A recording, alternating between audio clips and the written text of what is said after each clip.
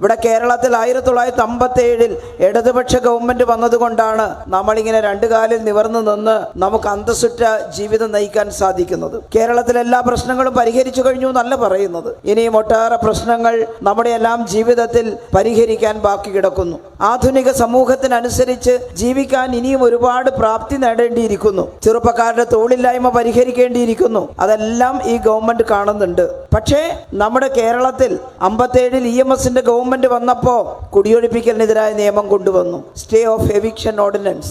അന്ന് മുതലാണ് താമസിക്കുന്ന കുടിലിന്റെ മുറ്റത്ത് രണ്ടു കാലിൽ നിവർന്നു നിന്ന് ഇതെന്റെ മണ്ണാണ്, ഇവിടെ നിന്ന് ആരെയും കുടിയൊഴിപ്പിക്കാൻ പറ്റില്ല എന്ന് ചങ്കൂറ്റത്തോടെ പറയാൻ നമുക്കെല്ലാവർക്കും സാധിച്ചത്. അതിന്റെ ഫലമായിട്ടാണ് നമുക്ക് മനുഷ്യരെ പോലെ ജീവിക്കാൻ അധ്വാനിച്ചു കൊണ്ടുവന്ന് അത് ഉപയോഗപ്പെടുത്തി ജീവിക്കാൻ കഴിയുന്നത്. മാത്രമല്ല 57 ഗവൺമെന്റ് ആണ് എല്ലാ ഗ്രാമങ്ങളിലും സ്കൂളുകൾ ആരംഭിക്കാൻ തീരുമാനിച്ചത്. സാധാരണക്കാരായ കർഷക തൊഴിലാളികളുടെയും പാവപ്പെട്ടവരുടെയും കുട്ടികൾ പഠിക്കുന്ന സ്കൂളുകൾ ഗവൺമെന്റ് നടത്തും. നാടാകെ സ്കൂൾ ആരംഭിക്കും.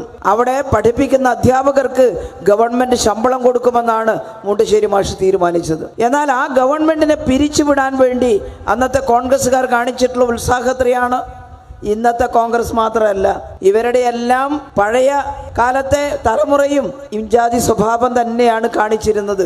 അന്ന് നെഹ്റുവിന്റെ അടുത്ത് ചെന്ന് EMSന്റെ ഗവൺമെന്റിനെ പിരിച്ചുവിടണമെന്ന് വല്ലാതെ സമ്മർദ്ദം ചെലുത്തി കോൺഗ്രസ്സുകാർ. ആ ഗവൺമെന്റ് ചെയ്ത തെറ്റെന്തായിരുന്നു? EMSന്റെ ഗവൺമെന്റ് മനുഷ്യരെ ഉടമയായിട്ട് മാറ്റിയതോ, സ്കൂളുകൾ ആരംഭിച്ചതോ, എല്ലാ ഗ്രാമങ്ങളിലും ആശുപത്രി ആരംഭിച്ചതോ, അതല്ലേ ഈ നാട്ടിലെ ജനങ്ങൾക്ക് മെച്ചപ്പെട്ട ജീവിതം സമ്മാനിച്ചത്? പക്ഷേ ഗവൺമെന്റിനെ പിരിച്ചുവിട്ടു. 59 ആ പ്രവർത്തനങ്ങളെല്ലാം പൂർത്തിയാക്കാൻ അനുവദിച്ചില്ല. പിരിച്ചുവിട്ട് 60 കോൺഗ്രസിന്റെ ഗവൺമെന്റ് വന്നപ്പോൾ വീണ്ടും കൂട്ടത്തോടെ കുടിയൊഴിപ്പിക്കാൻ തുടങ്ങിയില്ലേ? ആ കുടിയൊഴിപ്പിക്കൽ നിർത്തിവെക്കാൻ AKG പോയി നിരാഹാരം കിടക്കേണ്ടി വന്നു.